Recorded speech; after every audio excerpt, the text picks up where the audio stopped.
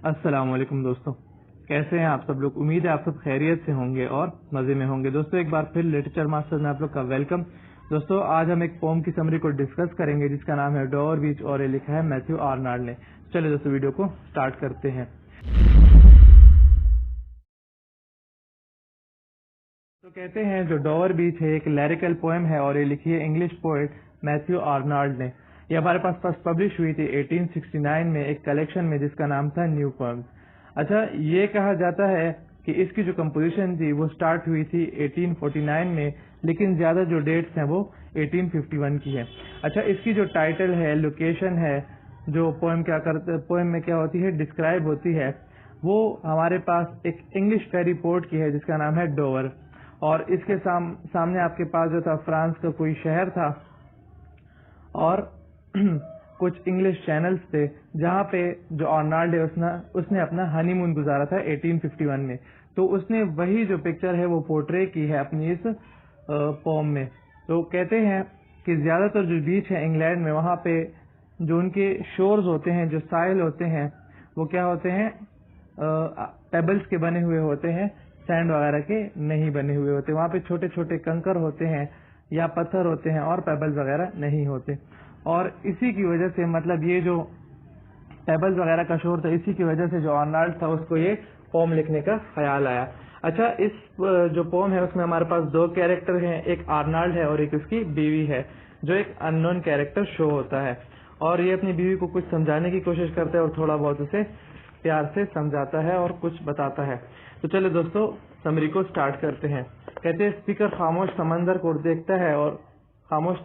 देखता है और इसके लहरों की भरपूरी का मुशाहिदा करता है और चांद को देखता है जिसका अक्स पानी पर पड़ता है। इंग्लिश चैनल से उस पार देखते हुए स्पीकर फ्रेंच कोस्ट की रोशनी देखता है जो मदम हो जाती है, जबकि इंग्लिश कोस्ट की चोटियां अभी तक वैसी ही बुलंद और रोशन खड़ी होती है।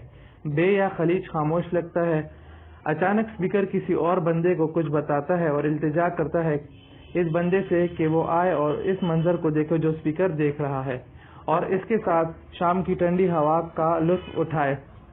स्पीकर ये महसूस करता है कि कुछ गलत है और स्प्रे की वजाहत करता है जहां पानी चांद की रोशनी से भरी हुई जमीन से जा मिलता है।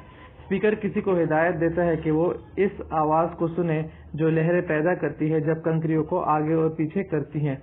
स्पीकर बार बार होने वाले इस आहिस्ता अमल को नोट करता है और इसकी शनाख्त अब्दी गम से करता है। फिर अचानक स्पीकर को एक कदीम यूनानी ड्रामानिगार सफाकलस का ख्याल आता है और तसव्वुर करता है कि सफाकलस ने भी यही आवाज सुनी होगी एजियन सी में जो स्पीकर इंग्लिश कोर्स में सुन रहा है, और यही गम महसूस किया होगा सफाकलस ने भी। स्पीकर के ख्याल के मुताबिक सफाकलस को ये आवाज पसंद थी, इंसानी गम की तरह जो लहरों की तरह हरकत करती है। मतलब ये आवाज जो है इसको इंसानी गम से तशबीह दी है कि इंसानी गम भी कभी ज्यादा होता है कभी कम होता है, तो इसी तरह लहरें जो है वो जब साहिल के करीब आती हैं तो कम होती है, जब वापस जाती है तो ज्यादा होती है। अब स्पीकर एक और ख्याल को नोट करता है जो समंदर की आवाज से आता है। अगले ख्याल की वजाहत करते हुए स्पीकर बयान करता है कि मजहबी यकीन किसी वक्त समंदर की लहर की तरह मुकम्मल या भरा हुआ था और इस वक्त वो एक गिलाफ की मानंद जमीन के इर्द गिर्द पहुंच चुका था, मतलब उसने जमीन को जकड़ लिया था। जैसे ही यकीन का समंदर छोटा होता गया, ये गिलाफ हवा में गायब हो गया और जमीन को बेलिबास छोड़ गया।